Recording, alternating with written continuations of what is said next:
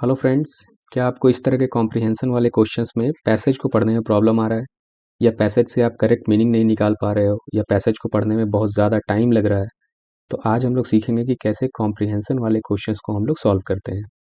तो comprehension basically उन लोगों के लिए ज़्यादा प्रॉब्लमेटिक होता है जिनका आसामीज बैकग्राउंड या नॉन इंग्लिश बैकग्राउंड होता है। तो ये जो एपीएससी प्रीलिम्स एग्ज़ाम है, उसमें पेपर 2 यानी सीसेट का जो पेपर है उसके अंदर कॉम्प्रिहेंशन होता है। सीसेट के अंदर और भी क्वेश्चंस होते हैं, जैसे टोटल नंबर ऑफ क्वेश्चन होता है 80, जिसको आपको सॉल्व करना होता है 120 मिनट्स में। तो कॉम्प्रिहेंशन एक ऐसा चीज़ है जिसमें सबसे ज़्यादा टाइम लग जाता है स्टूडेंट्स को, और बाकी सेक्शंस के लिए, बाकी सेगमेंट्स के लिए उतना ज़्यादा टाइम बचता नहीं है। तो हम लोग सबसे पहले फोकस करेंगे कि कैसे कॉम्प्रिहेंशन को बहुत ईजिली हम लोग सॉल्व कर सकते हैं। उसके लिए ट्रिक्स भी है, लेकिन ट्रिक्स हमेशा याद रखिएगा, यूपीएससी या इस तरह के एग्जाम्स में ट्रिक बहुत ज़्यादा इफेक्टिव नहीं होता है। लेकिन हम लोग यहाँ जिस ट्रिक के बारे में सीखेंगे वो ट्रिक आपको लगभग मोस्ट ऑफ द क्वेश्चंस में हेल्प करेगा, क्वेश्चन को 1 मिनट से भी कम टाइम में सॉल्व करने में। तो सबसे पहले बात करते हैं कि मिस्टेक क्या हो जाती है हमसे एग्जाम में क्वेश्चन को सॉल्व करते वक्त। सबसे पहले suppose this is your question, question number 1 है, मान लीजिए ये एपीएससी प्रीवियस ईयर का क्वेश्चन है 2023 का। अब मैं सबसे पहले क्या करते हैं लोग कि पैसेज को पूरा पढ़ना शुरू करते हैं। The chief gateways to the world of international trade are the ports and harbours. इस तरह से वो पूरा पैसेज लाइन बाय लाइन पढ़ते हैं, और इसमें बहुत ज़्यादा टाइम कंजम्पशन हो जाता है, क्योंकि फिर आप आएंगे क्वेश्चन में, क्वेश्चन जब देखेंगे तो दोबारा आपको फिर पैसेज पढ़ना पड़ेगा। तो ऐसा नहीं करते हुए हम लोग इसको एक सिंपल ट्रिक से सॉल्व करते हैं, जिससे आपका क्वेश्चन 1 मिनट में सॉल्व हो जाएगा।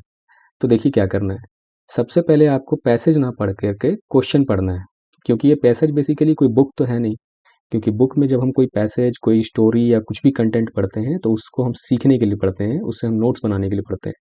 लेकिन यहाँ पे बेसिकली करना ये है कि ये जो 2 क्वेश्चन दिए हुए हैं इसको सॉल्व करना है आपको, वो भी कम से कम टाइम में। तो सबसे पहले देखिए क्या करें। तो सबसे पहले आप क्वेश्चन पढ़िए। जैसे क्वेश्चन में हमने क्या पढ़ा, the importance of a port is judged by, ये है क्वेश्चन। क्वेश्चन में कीवर्ड होगा the importance of a port, ये है यहाँ का कीवर्ड। अब इस कीवर्ड को आपको ढूंढना है इस पैसेज में, सिंपल कीवर्ड को ढूंढना है। जैसे आपने देखा the importance of a port, ये कीवर्ड है। अब ढूंढते हैं इस पैसेज में, the chief gateways to the world, यहाँ नहीं है, इसमें भी नहीं है, इसमें भी नहीं है, सीधा यहाँ पे दिख रहा है the importance of a port. बस आपका काम हो गया, क्योंकि इस सवाल का जवाब उसी वाले सेंटेंस में छुपा होगा, बाकी पूरे पैसेज में नहीं होगा। तो आइए देखते हैं क्या है। The importance of a port is judged by, तो यहाँ भी देखिए वही है, the importance of a port is judged by the type of cargo, type of cargo. तो अब आपको खोजना है टाइप ऑफ कार्गो कहाँ दिया हुआ है। तो यहाँ दिया है type of ships, quality of cargo, type of cargo, यानी सी इसका आंसर होगा। वैसे फिर भी आप पूरे ऑप्शंस को पढ़ लें, डी क्वांटिटी ऑफ कार्गो नहीं। तो इसका आंसर सिंपली हो गया type of cargo and the ships handled, type of cargo and number of ships handled. तो पहले का आंसर हो गया सी। तो बहुत इजीली आपको करना ये है कि पहले कीवर्ड को देखना है और उस सेंटेंस को खोजना है डायरेक्ट। सेंटेंस के आगे जो भी लिखा होगा वही यहाँ का आंसर हो जाएगा। तो खैर ये तो बहुत सिंपल क्वेश्चन था, और भी क्वेश्चन देखते हैं। सेकंड वाला, most of the world's great ports, तो कीवर्ड क्या हुआ, वर्ल्ड्स ग्रेट पोर्ट्स। अब उसको ढूंढना है कि आपका कहाँ वो दिया हुआ है एग्जैक्टली उस सेंटेंस में। तो चलिए इसमें देखते हैं, most of the world's great ports, तो quantity of cargo, generally ports, ports, ports, commercial, most of the world's great ports, यहाँ मिल गया कीवर्ड। अब इस सेंटेंस में इसका आंसर होगा। तो most of the world's great ports are classified as comprehensive ports, यानी डी हो गया इसका आंसर। तो बहुत सिंपली हमने सॉल्व किया इसको। आगे और भी क्वेश्चन देखते हैं, जहाँ पे देखिए ये कैसे ट्रिक्स उतने इफेक्टिव नहीं रहेंगे, जैसे ये क्वेश्चन है। अब इसमें क्या दिया है, सेलेक्ट द करेक्ट स्टेटमेंट। और सेलेक्ट द करेक्ट स्टेटमेंट वाले क्वेश्चन जब भी होंगे तो आपको चारों ऑप्शन देखना पड़ेगा उसके अंदर। उसमें वो ट्रिक उस तरह से काम नहीं कर पाएगा। फिर भी एक मैं सिंपल तरीका आपको बताता हूँ कैसे आपको सॉल्व करना है। जैसे ये चारों ऑप्शन देखिए, तो दो तरह के इस तरह का क्वेश्चन आएगा। एक जिसमें चारों ऑप्शन लगभग एक जैसा होगा, उसमें थोड़ा थोड़ा मिसमैच होगा, और एक जिसमें ये ऑप्शंस पूरे ही अलग होंगे। तो खैर इसमें हम लोग देखते हैं कि इसको पहले कैसे सॉल्व करें, बाद में देखेंगे दूसरे टाइप का क्वेश्चन।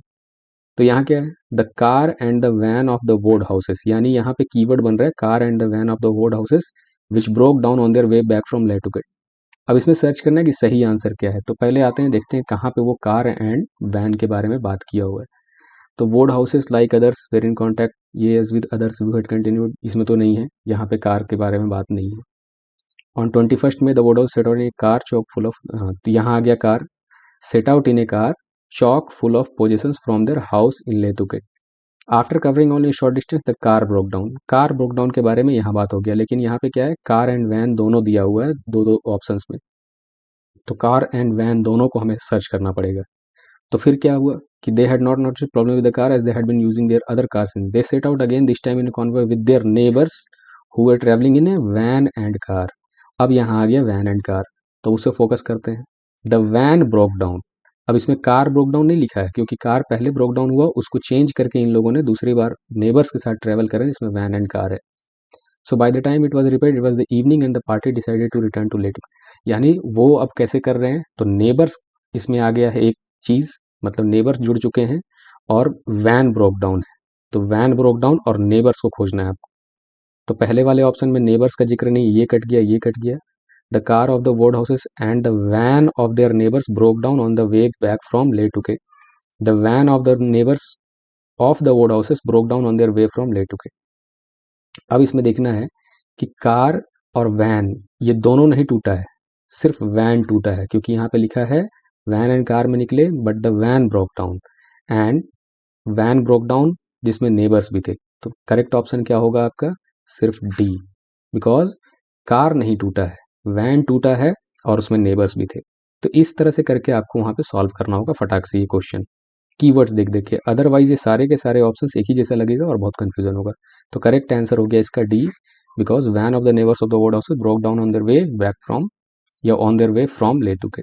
एनीवे, अब आते हैं फोर्थ क्वेश्चन में। अब यहाँ कीवर्ड तो दिया हुआ है जर्मन्स, अब जर्मन्स के बारे में कहाँ बात किया हुआ है, तो जर्मन्स यहाँ से शुरू होता है। This fact and wood house Germans commanded the wood house bathroom, okay, bathroom में आ गए जर्मन्स। अब जर्मन्स ने क्या किया, the Germans were unwelcome not only for dropping into his house for a bath, एक चीज, एक पॉइंट हो गया बाथ। दूसरा काम क्या किया जर्मन्स ने, रेडिंग हिज लाडर, दूसरा काम। तीसरा, taking away car, bicycle, radio and tobacco, 6 point. Tobacco पता नहीं क्यों ले गए थे जर्मन्स। एनीवे, देखते हैं क्या क्या है। तो which of the following is correct about the Germans, they occupied the house over use their bath, तो इसमें 3 ही पॉइंट है, ये तो नहीं होगा। Second, they use their bath, raided their larder and took away their car, bicycle, radio and tobacco, इसमें सारे point है, लेकिन देखते हैं कि उसमें कैच क्या है, क्योंकि और भी ऑप्शंस में ये सारे पॉइंट्स कवर्ड हैं।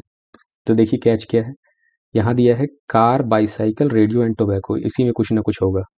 यहाँ है कार, लेकिन यहाँ पे है बाईसाइकिल्स, तो ये ऑप्शन भी गया आपका, मतलब क्योंकि बाईसाइकिल्स प्लूरल दिया हुआ है, यहाँ पे सिंगल है, ये कटा। They use their bath, raided their larder and took away their car, bicycles, radio and tobacco, last वाले में दिया हुआ है कार्स, तो करेक्ट ऑप्शन हुआ सी, क्योंकि यहाँ भी है car, bicycles, radio and tobacco, correct option C. इस तरह से छोटे छोटे एस, जैसे प्लूरल सिंगुलर का भी ध्यान रखना है आपको, जब भी इस तरह के क्वेश्चंस में या मल्टीपल ऑप्शंस में एक ही तरह के कंपोनेंट्स भरे पड़े होते हैं। आते हैं और भी क्वेश्चंस में, अब देखते हैं यहाँ क्या है, बड़ा सिंपल है।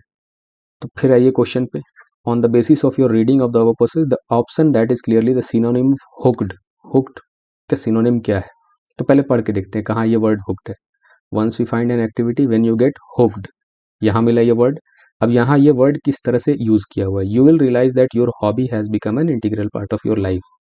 तो कोई भी चीज इंटीग्रल पार्ट ऑफ लाइफ क्यों बनता है, जब आपको पसंद होता है। तो अब इसमें से देखना है कि कौन सा सिनोनिम पसंद के लिए बना हुआ है, तो कैप्टिवेटेड, कैप्टिवेटेड का मतलब तो जो बहुत अट्रैक्टिव होता है या बहुत ज्यादा आपको पसंद आता है उस चीज के लिए। तो करेक्ट ऑप्शन हो गया बी, क्योंकि बाकी अपोजिट का मतलब अपोजिट होता है, इनडिफरेंट मतलब अलग होता है, विलिंग मतलब चाहना, so these kind of things are there. Correct option is B. 6 को सॉल्व करते हैं, नो मैटर व्हाट एक्टिविटी, ना ये कीवर्ड यही है, no matter what activity you are pursuing your hobby should be, तो अब इसको खोजते हैं कहाँ है ये एग्जैक्ट। तो no matter what your activity, आगे देखते हैं कहाँ है, तो यहाँ भी नहीं है। The journey of experiencing hobby, यहाँ भी नहीं। With the pleasure, it does not matter which activity you choose, यहाँ पे है ये कीवर्ड। अब इसी कीवर्ड के आगे आंसर छुपा होना चाहिए कहीं ना कहीं, तो pursuing A craft person your hobby should be your diversion and passion. अब देखते हैं कहीं डाइवर्जन एंड पैसन दिखा, तो ये 6 का आंसर हो गया सी। आगे देखते हैं क्वेश्चंस, माउंटेन वाला question. Now come to this, direct पहले सबसे पहले ये पढ़ते हैं। Why does the writer say that mountains inspire awe in humans, अब देखते हैं क्यों ये ह्यूमंस के अंदर ऑ इंस्पायर करता है। Mountains have always in great awe by mankind, आप देखते हैं क्यों क्यों ये, क्यों इस तरह से ये ऑ देता है मैनकाइंड को। So they have been a challenge to humans, ये एक पॉइंट हो गया कि ये ह्यूमंस को एक चैलेंज देता है। दोज ब्रेव अमॉन्ग अस, जो जो ब्रेव हैं उनके लिए ये कंकर करने का सब्जेक्ट है, मतलब they want to conquer it. You see the more incredible the mountain the greater the thrill, a challenge to the bravery of the human race. Challenge to bravery, challenge मतलब ब्रेवरी के साथ associate किया हुआ है। Climbing mountains is an experience that is hard to put in words, ये तो कोई है नहीं point. Mountain climbing is undoubtedly one of the most popular adventure sports along with being challenging and risky, मतलब जो स्पोर्ट्स है उसके अंदर चैलेंज भी है, उसके अंदर रिस्क भी है। तो आप देखते हैं क्वेश्चन किस तरह से है, देखिए राइटर ने ऐसा क्यों कहा है कि ये और देता है, they present us with opportunities for exciting sports, ये पॉइंट तो है ही। They evoke a wish in us to conquer them, नहीं, ये हमारे अंदर जो ब्रेव लोग हैं उसको ये विश देता है, तो ब्रेवरी यहाँ नहीं था इसलिए काटा हमने। They inspire in us deeds of valour, ये भी कट गया, नहीं होगा। They represent a challenge to us, हाँ रिप्रेजेंट करता है चैलेंज को, लेकिन वो तो स्पोर्ट्स में ही इंक्लूडेड है, तो इसका करेक्ट आंसर होना चाहिए ए। क्योंकि देखिए आप सिर्फ अगर चैलेंज वाले पार्ट को यहाँ पे लेंगे तो इसमें सारा चीज कवर नहीं होगा, स्पोर्ट्स को अगर लेंगे तो स्पोर्ट्स में चैलेंज भी कवर हो जाएगा और बाकी सारी चीजें, तो ज्यादा करेक्ट ऑप्शन होना चाहिए 7 का ए। दूसरा आते हैं, select the reason the mountaineer is respectful to the forces of nature when up in the mountains. अब क्या है, respectful to the forces of nature, ये वाला कीवर्ड खोजते हैं कहाँ पे, तो इसमें तो पूरा नहीं है क्योंकि हमने अभी अभी पढ़ा एक्स्ट्राऑर्डिनरी पावर ऑफ परसिवनेस, नहीं है, यहाँ नहीं है। आगे देखते हैं कहीं पे ये मिल जाए, true mountaineer may challenge the mountain yet is always respectful to the powerful forces of nature, मतलब इसी सेंटेंस के आसपास कहीं ना कहीं छुपा हुआ है वो पावरफुल फोर्सेस ऑफ नेचर। तो सबसे पहले देखते हैं कि क्या था ये, तो वो क्यों रिस्पेक्ट कर रहा है, सर्वाइवल के लिए, नहीं सर्वाइवल का तो कहीं जिक्र नहीं है। फियर है उसको, फियर का भी कहीं जिक्र नहीं है। ट्रेडिशन है तो ट्रेडिशन एक पॉइंट बन सकता है। फिर देखते हैं पावर, नहीं तो पावर देखिए यहाँ पे लिखा है पावरफुल फोर्सेस ऑफ नेचर, लेकिन वो नेचर के लिए है, जबकि यहाँ पे सारे पॉइंट्स हैं ह्यूमन के लिए, तो ह्यूमन को कोई भी पावर का फीलिंग नहीं आता है माउंटेन पे चढ़ के, या फिर इसलिए वो नहीं रिस्पेक्ट करता है माउंटेन का कि उसको पावर गेन हो। सो दैट इज वाई ये ट्रेडिशन होगा जिस वजह से ऐसा करते हैं ये लोग। तो करेक्ट आंसर हो गया सॉरी सी। अब देखते हैं अगला क्वेश्चन। अब देखिए इवोल्यूशन से जुड़ा हुआ question, now come to the direct question. What does the phrase moved into take their place mean, मतलब moved into take their place नाम से ही लग रहा है रिप्लेस करने के लिए, लेकिन फिर भी देखते हैं कि ऊपर क्या दिया हुआ है, कहाँ पे ये वर्ड यूज हुआ है। तो पहले देखिए यहाँ इवोल्यूशन इसमें तो नहीं है, बीक्स हावेवर नहीं, नहीं यहाँ नहीं, India had plenty of vultures यहाँ भी नहीं है, बट बाई 1919 देयर नंबर्स नहीं, यहाँ भी नहीं है। Then killed by a drug called, नहीं नहीं नहीं। After then the vultures would eat, नहीं पूरे में नहीं है। द नियर एक्सटेंशन, नहीं। हाँ यहाँ दिख रहा होगा, country as rats and dogs moved, आगे देखते हैं क्या है, moved into take their place, ये यहाँ पे है। ठीक, तो अब ये क्यों दिया है, इसी के आसपास आपका आंसर होगा। The near extinction of vultures has caused diseases in the country as rats and dogs moved into take their place, मतलब रिप्लेस कर दिया वल्चर्स को, तो यानी सही था हमने जो सोचा था, 9 का सी यही आंसर होगा। On the basis of the above passage, which of the following can be inferred as the major cause of death of vultures? फटाक से ये बहुत इजी होगा सॉल्व करना। डेथ ऑफ द vultures में तो only 20 years their number India's, they had been killed, यानी death of the vulture यहाँ है, killed by a drug called diclofenac. तो अब डेथ देखिए और डिक्लोफिनाक खोजिए, तो उसका आंसर देखते हैं कहाँ पे होगा। So on the basis of the purposes A, feed यहाँ पे नहीं है, पॉइजन सिर्फ दिया है, दे फीड ऑन कर्कस नहीं, यहाँ भी नहीं है। दे ईट डिक्लोफिनाक, मतलब डिक्लोफिनाक खाने से इनका मौत हो रहा है, जो कि करंट अफेयर भी है। करंट अफेयर नहीं है ये, तो बहुत काफ़ी पुराना मामला है, लेकिन हमेशा न्यूज़ में ये आता रहता है। तो इसका करेक्ट ऑप्शन हो गया डी, नहीं sorry C. So correct option diclofenac responsible for the death of vultures. अगला क्वेश्चन देखते हैं, आरटीआई मीन्स, आरटीआई मीन्स, अब ऐसे तो आपको पता ही होगा राइट टू इन्फॉर्मेशन, लेकिन फिर भी यहाँ देखते हैं पैसेज में क्या दिया हुआ है, क्योंकि अपने इन्फॉर्मेशन जो आपके पास होता है उसके बेसिस पे कभी भी इसको सॉल्व करने का गलती मत कीजिएगा। वहाँ हो सकता है कुछ और टर्म्स में पूछा हो तो आप फंस जाएंगे, यहाँ तो खैर बहुत ईजी है। The movement for the right to information, RTI यहीं पे दिया हुआ है, तो राइट टू इन्फॉर्मेशन 1 मिनट में क्या 10 सेकंड में बन गया ये। The RTI bill was tabled in, tabled in, अब ये कीवर्ड खोजते हैं, तो कहाँ पे ये दिया है, the movement started, the RTI bill was tabled, कब दिया है 2004। तो इससे आसान क्वेश्चन अब क्या देगा, 12 का सी हो गया इसका आंसर, वहाँ हो गया डी।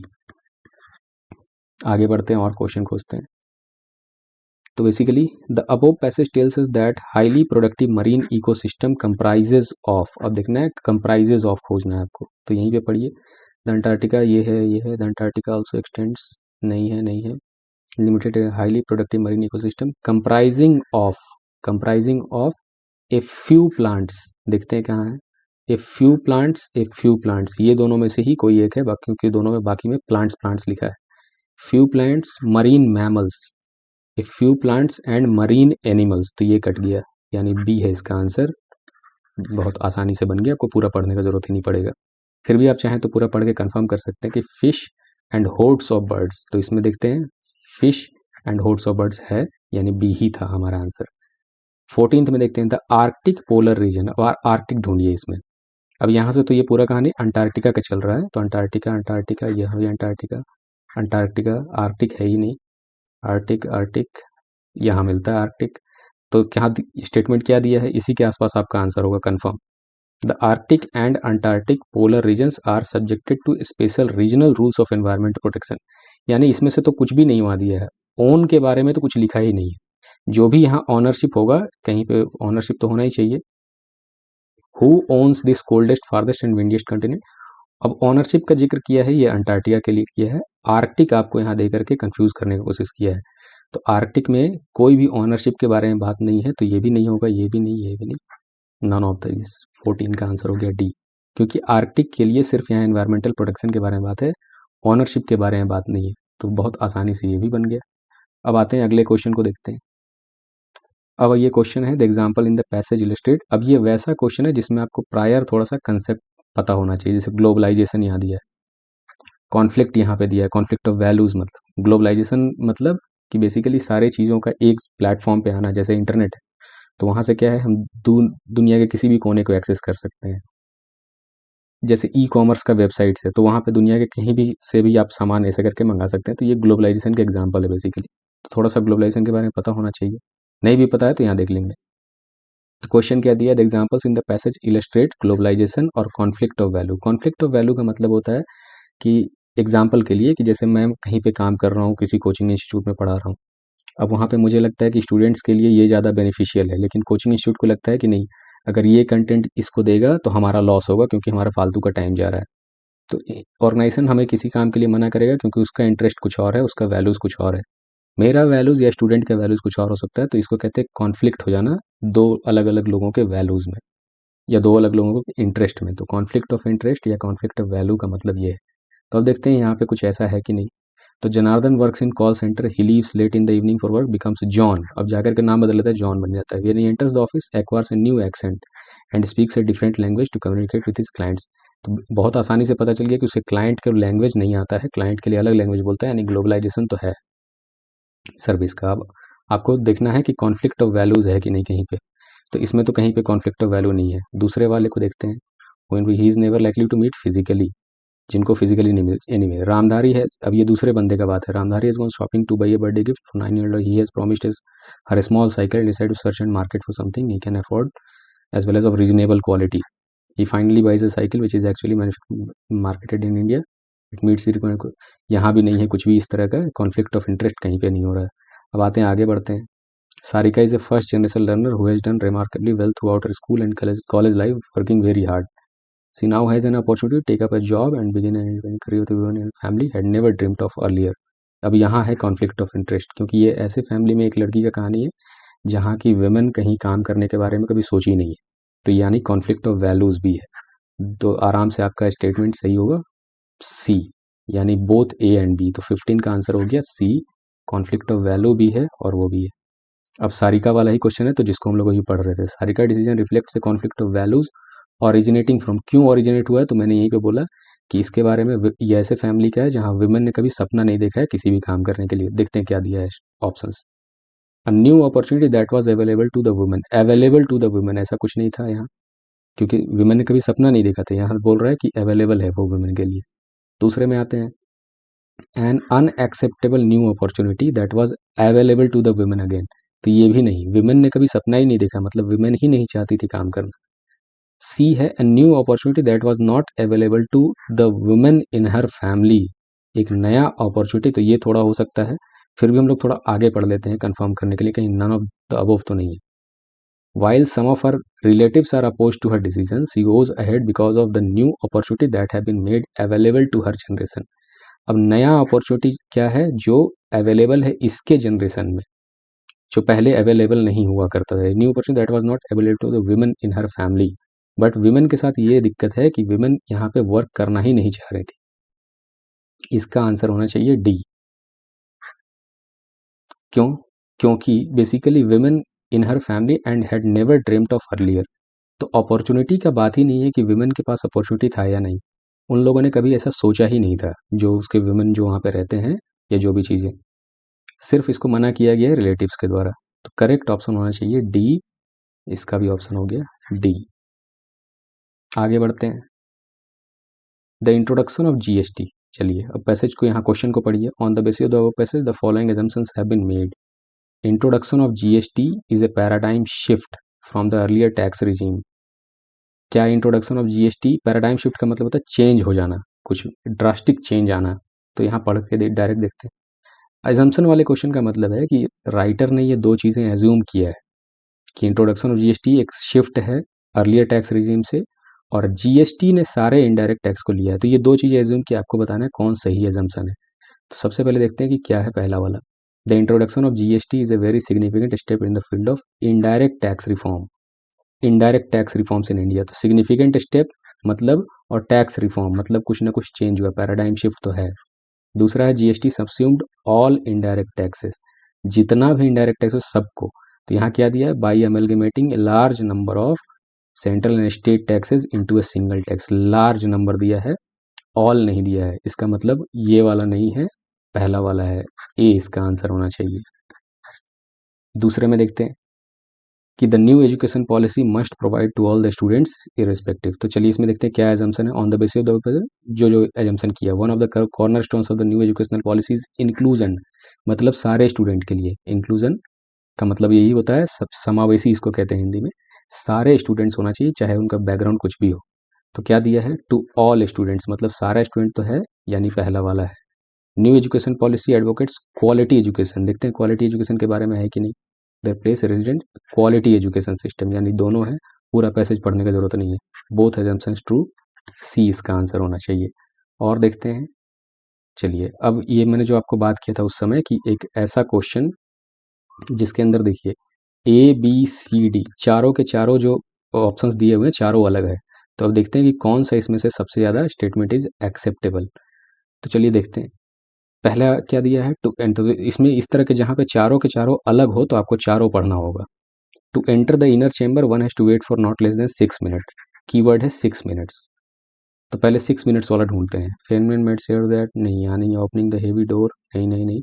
यहाँ दिया है आफ्टर 6 मिनट्स। तो after 6 minutes and inner door opened और एज ही वॉक्ड इनटू, मतलब 6 मिनट के बाद दरवाजा खुला, वो अंदर गया। तो पहला वाला तो एक प्रोबेबल आंसर हो सकता है। दूसरा आते हैं। कीवर्ड है एटम बॉम्ब, कहीं पे है एटम बॉम्ब? देखते हैं पढ़ के, नहीं। स्टेराइल गोडाउन, नहीं नहीं नहीं। इनटू द, कहीं पर भी एटम बॉम्ब नहीं है, तो ये ऑप्शन तो कट गया। फेनमैन वाज ऑल अलोन, अब यहाँ पे कीवर्ड बना ऑल अलोन, अकेला था या नहीं। ऑल वगैरह वर्ड देख करके आप पहले ही थोड़ा सा केयरफुल हो जाइए। देखते हैं ऑल अलोन के बारे में है कि नहीं। Feynman made sure that radiation, नहीं। Sterile close door behind him, नहीं नहीं। कहीं पर भी वो ऑल अलोन का मामला नहीं है कि वो अकेला जा रहा है अंदर में। Excitement on the work bench lines, नहीं। तो ऑल अलोन भी वो नहीं है, क्योंकि यहाँ पे कुछ बताया ही नहीं है कि उसके साथ कोई है कि नहीं है। और चौथा है लेज़र गन। लेज़र गन तो पूरा हमने, क्योंकि 3 बार मैंने पढ़ दिया, तो यहाँ पे लेज़र गन जैसा कहीं जिक्र है ही नहीं, तो लेज़र गन भी नहीं है, यानी इसका आंसर होना चाहिए ए, 6 मिनट्स वाला बात। चलिए अब आते हैं अगले क्वेश्चन में। तो चलिए अब यहाँ बेसिकली ये क्या पैसेज का क्वेश्चन नहीं है, ये बेसिकली ये क्वेश्चन दिया हुआ है वर्ड मीनिंग से रिलेटेड कि according to Oxford restoration means the restoration of something lost. तो चलिए अब क्योंकि ये साथ ही साथ में आ गया है पीडीएफ में, जब मैं ये पीडीएफ यहाँ पे डाल रहा था, तो चलिए यहाँ पे सॉल्व भी इसको कर सकते हैं अगर आप चाहें तो। According to Oxford dictionary restitution means the restoration of something lost और stolen to its proper owner, मतलब कोई चीज़ खो गया है, टूट गया, तो उसके ऑनर को देना। रिकम्पेंस फॉर इंजरी और लॉस, और अगर कोई इंजरी या लॉस हुआ है तो उसको फिर कंपनसेट करना। देखते हैं कौन सा सिचुएशन जो है नियरेस्ट एग्जाम्पल इसका बनता है। Ravi return the mobile handset he purchased a week ago as the same heated up too high when viewing YouTube videos and claimed replacement with the compensation। चलिए यहाँ भी compensation का जिक्र है, लेकिन बेसिकली ये रेस्टिट्यूशन नहीं है, क्योंकि यहाँ पे कुछ भी स्टोलन या टूट गया, खराब नहीं हो गया है, बस हीट हो गया था, वो चाहता है कि उसको लौटा दे वहाँ पे और कंपनसेशन मांगे। तो ये भी एक प्रोबेबल आंसर है, लेकिन और भी देखते हैं बाकी को पूरा पढ़ के। David return the lawn mower he borrowed from Timothy with a broken blade that cracked upon hitting a rock. तो चलिए यहाँ तो टूटा है कुछ ना कुछ। When David was clearing it and offered to pay for the repair and a new set of blades। अब यहाँ प्रॉपर तरीके से डिफिनेशन मिल गया रेस्टिट्यूशन का। कुछ ना कुछ टूटा है और वो क्या कर रहा है, प्रॉपर ऑनर को लौटा रहा है विथ कंपनसेशन, टूटने का कंपनसेशन देके। खैर ये ज़्यादा अच्छा है, इससे ज़्यादा अच्छा ये है। तो अब देखते हैं और कहीं ज़्यादा अच्छा मिल जाए हम लोग। Amelia complain to her neighbour of her place being broken, यहाँ भी ब्रोकन है।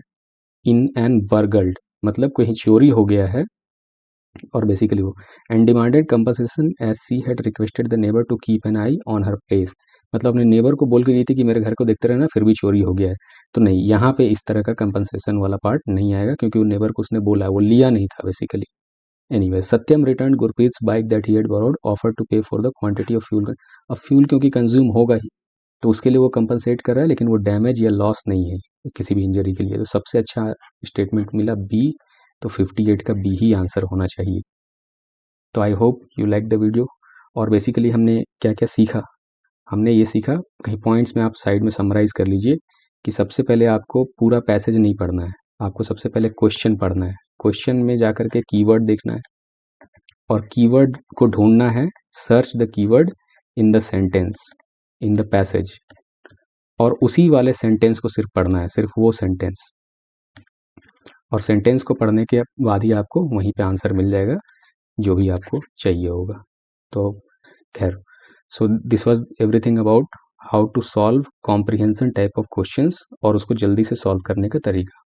हम लोग जल्दी मिलेंगे और भी वीडियोस के साथ। Thank you.